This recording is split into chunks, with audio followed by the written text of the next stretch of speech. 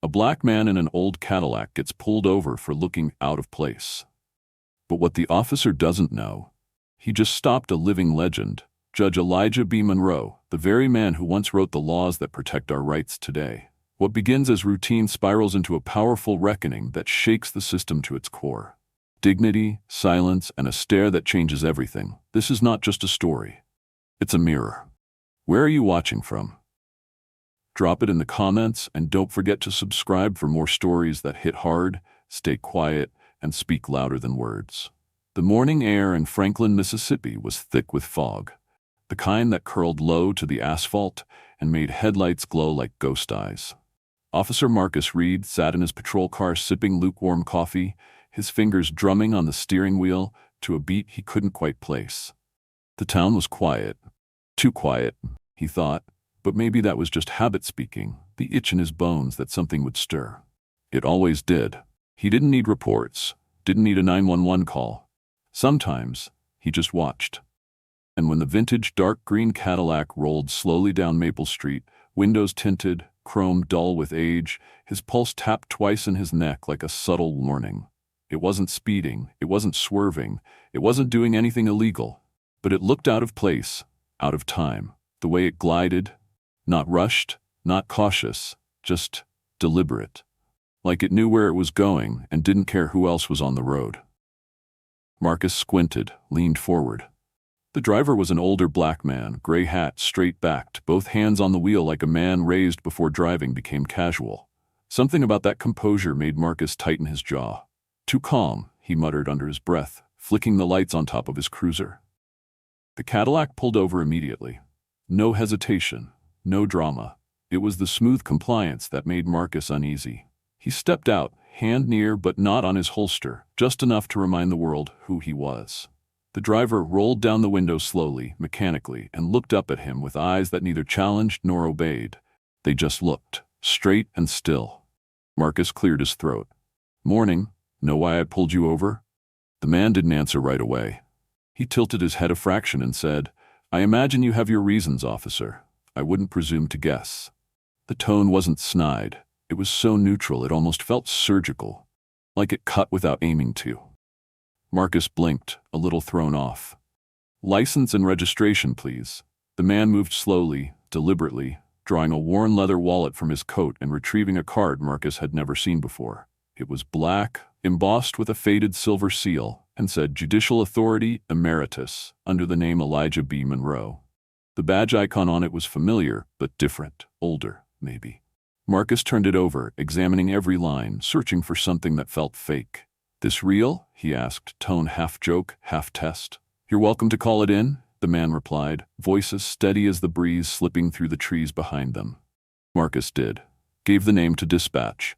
There was a pause, longer than usual, before the operator came back, voice tight. "Hold your position.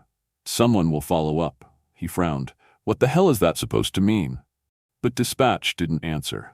Marcus glanced back at the car. Elijah Monroe sat perfectly still, hands on the wheel, eyes on the horizon, not looking at him, not afraid. And that unnerved Marcus more than anything. He wasn't used to calm. Calm made you wonder what it was hiding. He approached the window again, trying to reclaim control. "Where you headed today, sir?" The answer came soft, but with weight. "To say goodbye, to someone who gave me everything." Marcus's brows lifted slightly. "A funeral?" Elijah's lips pressed into a faint line. "A farewell. Not always the same thing." There was no offense in his voice, but no room for further questions either. Marcus stared at the ID again. Elijah B. Monroe. The name scratched at the back of his mind, like something he should have remembered. The Cadillac sat silent and elegant, the kind of old machine that didn't just carry a person, it carried presence. And for the first time that morning, Marcus wasn't sure who had actually pulled over whom. The silence between them hung like humidity before a storm, thick, charged, ready to break. Marcus stood with the ID still in hand, his thumb absently grazing the frayed edge of the card as if the texture could tell him something the seal did not. He didn't like the quiet. It felt like the man in the car had taken something from him, something subtle but real. Authority, or maybe certainty. He turned back toward his cruiser, the heels of his boots striking the pavement with an intentional weight.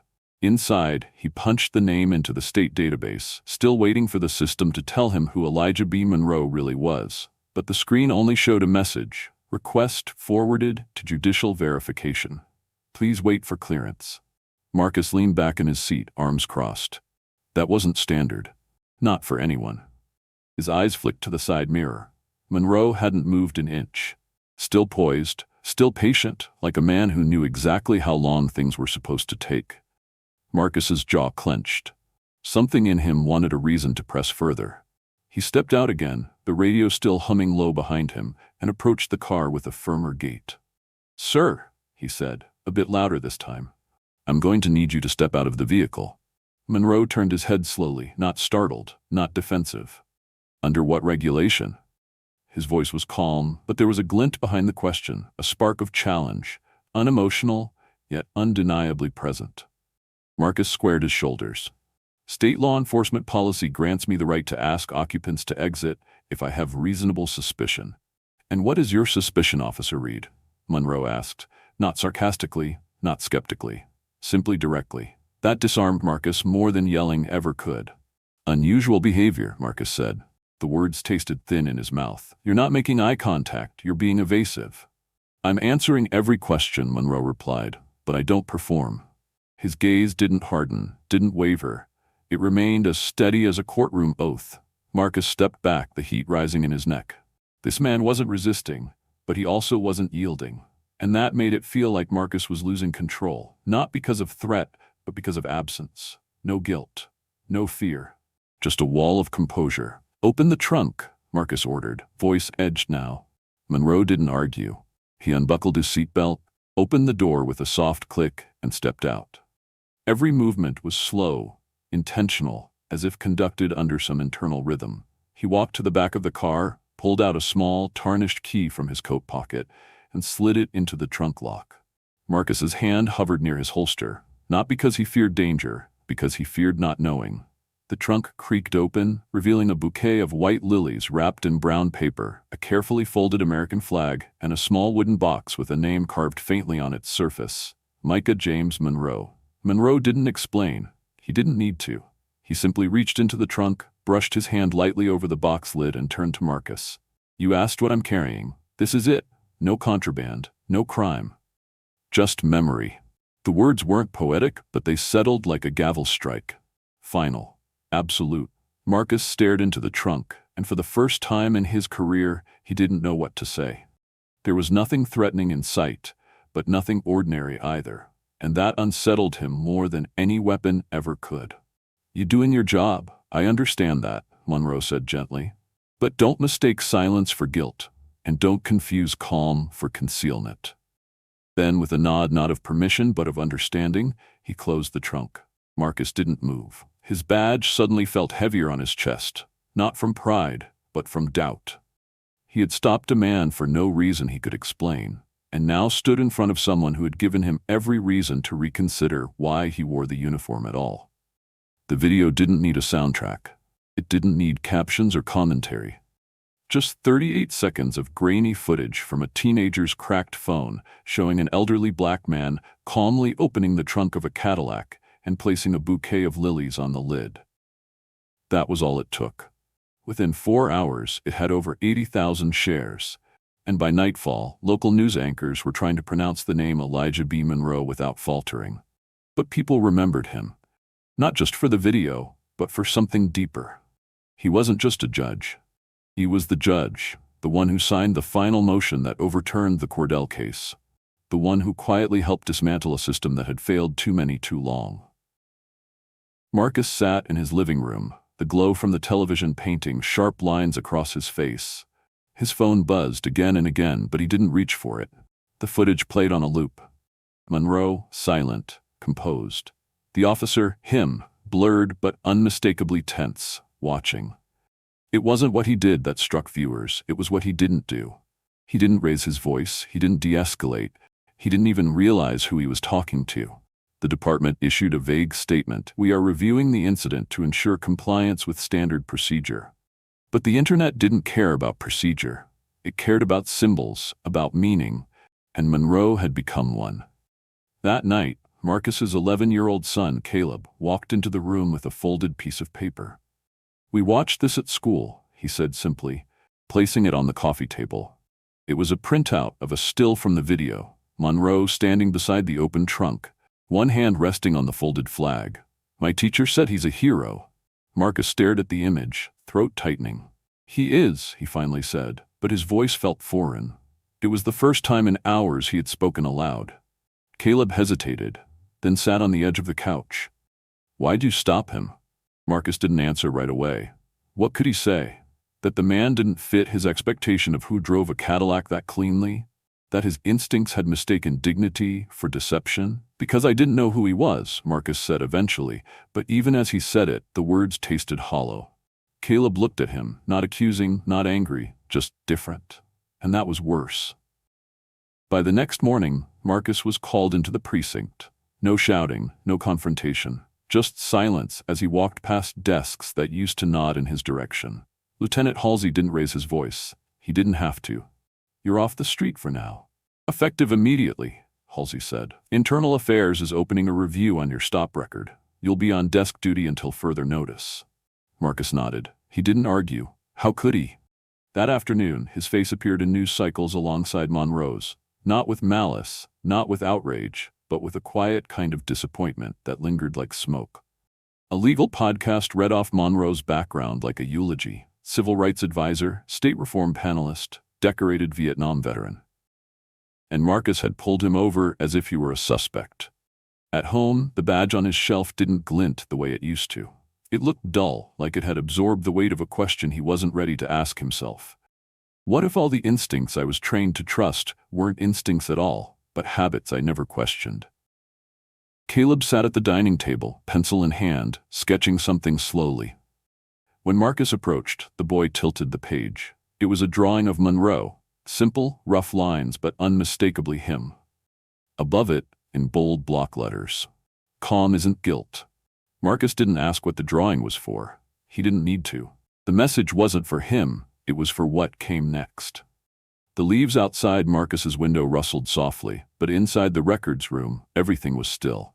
He sat at his new desk, no patrol radio, no body cam, no cruiser waiting outside, just a monitor flickering with old files and a calendar pinned to the wall with no names he recognized. His badge sat in the drawer, untouched, not confiscated, just uninvited. Around him, the low hum of printers and the shuffle of forms were the only sounds, like the breath of a department exhaling its shame. He opened a case file from 3 years ago, one of his own. Traffic stop, blackmail, suspicious behavior, requested trunk search, no violation found. That was the summary. No context, no nuance, just cold, concise ink. Marcus stared at the line, trying to remember the stop, the face, the reason. But he couldn't. It had been procedural, efficient, forgettable to him. But maybe not to the man who was stopped. Outside the office, the world kept moving, but something had shifted. Schools began using the video. Not Monroe's rulings, not his speeches, just that one moment of him standing beside the open trunk, looking not at Marcus, but through him. It became a teaching tool, a litmus test, a reflection. They called it the quiet moment. Law students, police academies, even high school civics classes played it. Asked one question: who held more power and who held more control? Monroe, for his part, gave no interviews. He turned down speaking engagements, ignored press inquiries. He returned to his quiet office at the Regional Legal Aid Center and reviewed clemency petitions the way he always had. Alone, without fanfare, without needing to remind anyone who he had once been. But people remembered anyway. Letters flooded in, some from teenagers who wrote just to say thank you, others from old civil rights veterans who remembered his courtroom days when he sat in the back, unnoticed, while dismantling outdated sentencing laws word by word.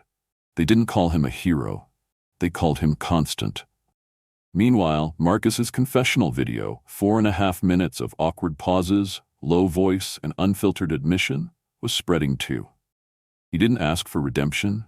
He didn't use legal jargon. He just said what he had done, what he hadn't seen, and what he could no longer ignore. It wasn't dramatic, but that's why it struck people. At a training seminar in Denver, a veteran officer paused halfway through the video and asked the room, How many of you stopped someone because you felt something was off, without ever stopping yourself to ask what that feeling was built on? No one answered, but no one looked away either. Marcus sat at his desk, watching clips of these moments when they were forwarded to him. Students standing silently in classrooms, teachers pointing to the screen, rookies scribbling down questions with furrowed brows. His name wasn't always mentioned, but he was there. In every pause, in every hesitation, in every shift of posture when someone realized that training and justice weren't the same thing. At home, Caleb no longer asked about his day. Not out of anger, but out of disappointment too deep to name. They shared space like neighbors now. The distance between their chairs at the dinner table felt wider than any road Marcus had ever patrolled. One evening, as the sky turned the color of old ash, Marcus walked into Caleb's room and placed the drawing the boy had once made of Monroe, lilies, and the words, "Calm isn't guilt," back on his desk.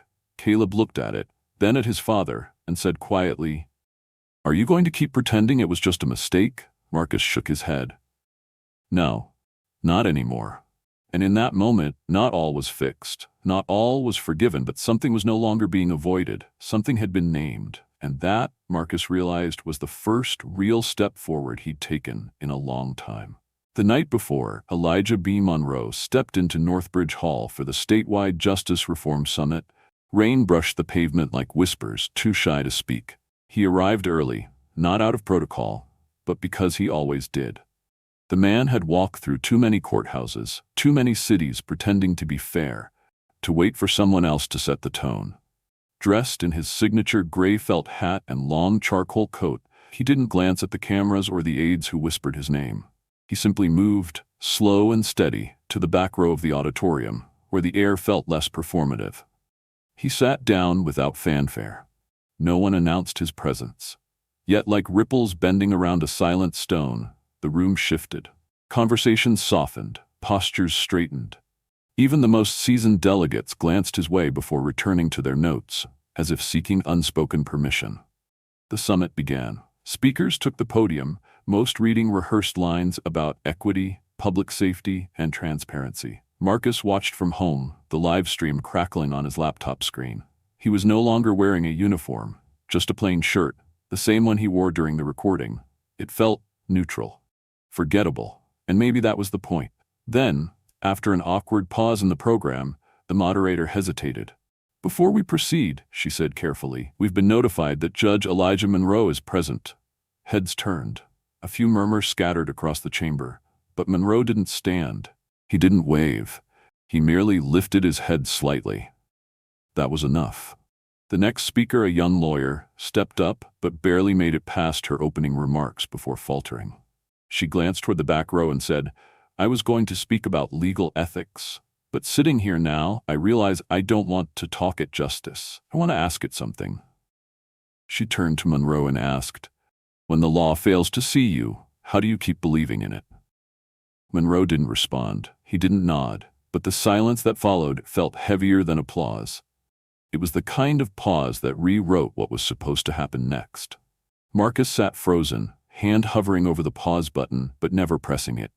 He'd spent his life being the one who set the rhythm, who made others pause. Now, he was learning how to sit in stillness, how to listen without defending. Back in the hall, the microphone passed between lawmakers and professors, each more conscious of their words than before. Then came the moment no one had planned for. Monroe stood. He didn't walk to the podium. He didn't need it. He turned slowly to face the room and said, "At this point, who among you still believes that I didn't know is an acceptable answer?" It was only a sentence, but it landed like a gavel in the soul.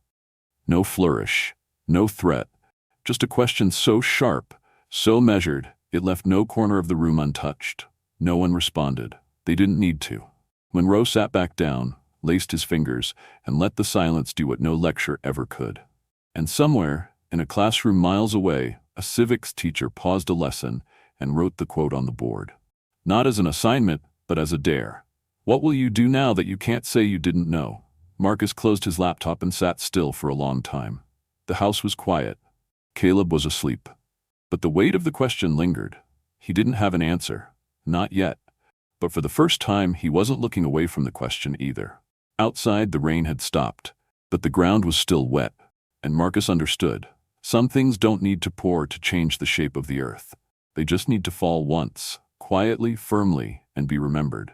What this story teaches us goes beyond race, uniform, or protocol. It's about the human responsibility to see, to really see. Not through the lens of suspicion, assumption, or fear, but through conscience. Officer Marcus Reed didn't break the law that day, but he broke something deeper: trust. And the hardest part wasn't the backlash or the suspension. It was facing the quiet truth that he had stopped seeing people as people. Judge Elijah Monroe never raised his voice. He never resisted. Yet his calm, his silence, and his unwavering dignity became louder than any protest. He reminded a system that justice isn't measured by how well we follow rules, but by whether we question the rules we follow blindly. Sometimes the most powerful changes don't come from loud speeches or breaking the law. They come from moments of stillness, when one man chooses not to fight, but simply refuses to bow, and when another, finally, listens. This story is not about guilt, it's about growth, and how one small pause, one uncomfortable question, can ripple through schools, departments, families, and systems, forcing all of us to ask, am I really listening or just reacting? Now, we'd love to hear from you. Where are you watching this from? Let us know in the comments below. And if stories like this speak to you, stories that challenge, heal, and ignite thought, make sure to subscribe to our channel so you won't miss the next one. Your voice matters, your presence matters, and your willingness to pause, reflect, and grow, that's what keeps stories like this alive.